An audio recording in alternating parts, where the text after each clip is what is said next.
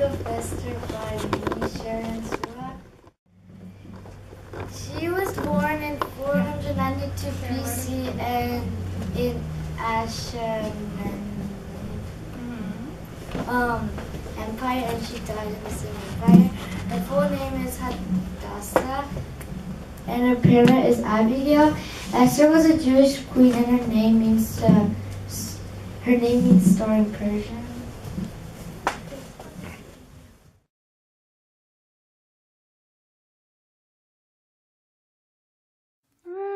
The Persian Empire was a glorious kingdom, full of riches, splendor, and majesty. The Persians had conquered the world. They invaded Israel and took many of God's people as exiles to Persia.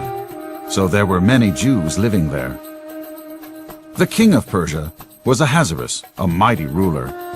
To celebrate his vast power and kingship, he hosted a banquet that lasted a whole week. People ate the finest food, drank the most expensive wine, and had all the entertainment they wanted. In the middle of the crazy party, Ahasuerus asked his beautiful wife, Vashti, to come before the people.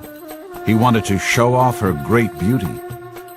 So the king's servants were sent to Vashti and told her she must come to the king to be displayed at the banquet.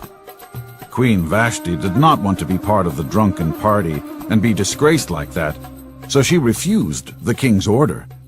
This was unheard of. No one refused the king. When the king heard of this, he was furious. Who dare refuse the king? This would set an example to all the wives in the kingdom to disrespect their husbands. He had to set an example. So according to the advice of his experts in law, King Ahasuerus removed her crown, banished her from the kingdom, and declared that Persia had no more queen. When the king's anger finally subdued, he remembered Vashti and missed her. When his counselors saw his turmoil, they came up with a plan. They told the king to send out men to gather all the young, beautiful women in the kingdom and bring them before the king. This way he could choose from amongst them his new queen. The king liked this plan, and soon news spread throughout the kingdom. Throughout the empire, beautiful young girls were taken away, and after many days of beauty treatments, they were brought before the king. One such girl, Esther, lived with her uncle Mordecai. She was beautiful indeed, but she was also a Jew. After all the young girls the king met with, he decided that Esther was the most beautiful woman in all the land. He chose her to be his wife. Esther, the Jew, was now the queen of Persia. Esther was wise about her new position and kept her Jewish identity a secret, as there were some people in the land who hated the Jews. One of the king's most important officials was a man named Haman. He was a wicked man that hated the Jews.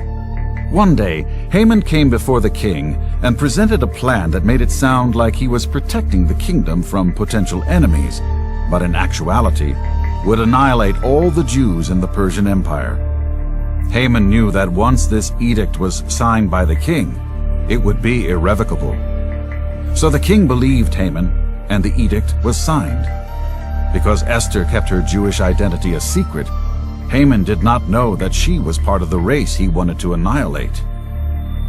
When Mordecai, Esther's uncle, heard about the horrible new law, he was devastated. He and all the Jews across the land tore their clothes, placed ashes on their heads, and went into mourning. But God knew of all these things, and he helped Mordecai come up with a plan. Even though the law could not be changed, the simple fact that the queen of the empire was a Jew could somehow save them, since the king would never let his wife be killed. Mordecai then pleaded with Esther to make her identity known to the king. But Esther was afraid, as no one was allowed to appear before the king without an invitation, or you would certainly be put to death. Knowing this could cost her life, she proceeded to dress in her finest royal clothing and went and stood in the inner court of the king's palace. When the king saw Esther, she found favor in his eyes and he held out his scepter to her. This was the signal that the king allowed Esther to approach his throne. "What is it, Queen Esther? What is your request?" "I'll give you anything, even half my kingdom," the king said. Esther's request was simple. She wanted to have a meal with Haman, the enemy of the Jews, and the king. She was going to find a way to tell the king about Haman's evil plot. Twice, Esther held a banquet for the king and Haman. And finally, on the second night, she revealed her Jewish identity to the king and explained to him the consequences of the terrible edict that would annihilate her and her people. When the king heard this, he was furious. He stormed out to the palace gardens. When he came back, he found Haman falling on the couch where Queen Esther was sitting, and in his rage thought that Haman was assaulting the queen. Immediately the king's guards grabbed Haman and took him away. Then one of the servants remembered the gallows that Haman built on which to hang Mordecai. He told the king about this, and the king ordered that Haman himself be executed on those very gallows. Once again, the queen risked her life and went before the king uninvited. She wept and pleaded to him, for the edict would still destroy her people. The king then issued a new one that gave all the Jews in the Persian Empire the right to take up arms and defend themselves against this coming attack.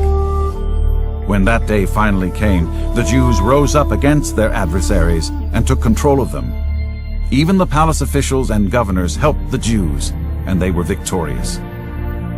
The Jewish people celebrated God's victory and instituted a festival that is yearly observed unto this very day.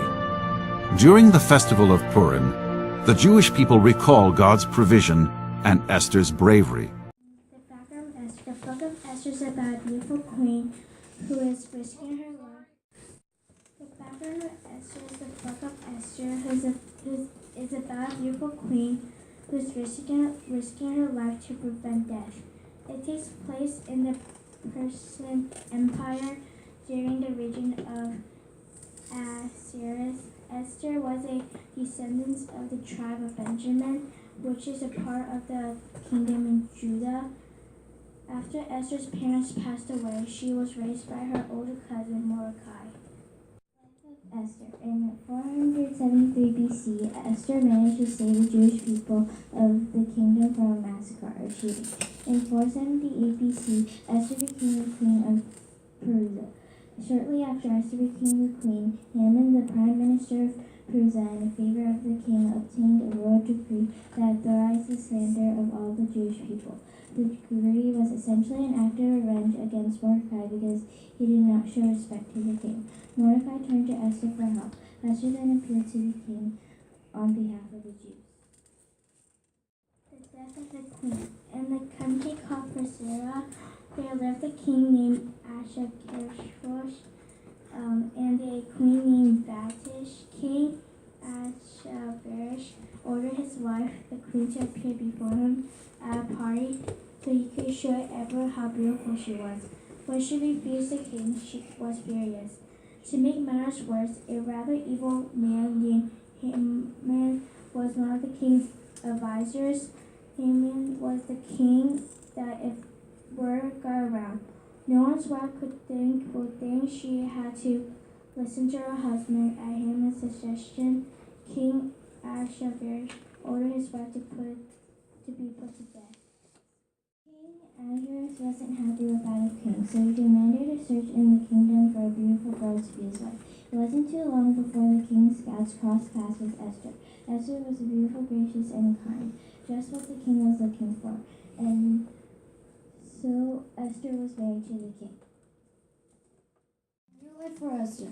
Now Esther was a Jew. The Jews have been driven out of Israel, their home, about 70 years before exiled in Persia.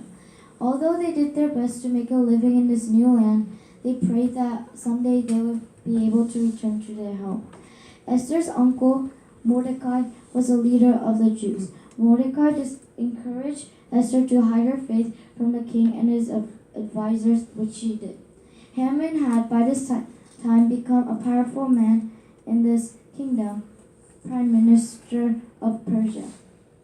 He decided that given to his rise in power, it would be appropriate for everyone to bow down to it.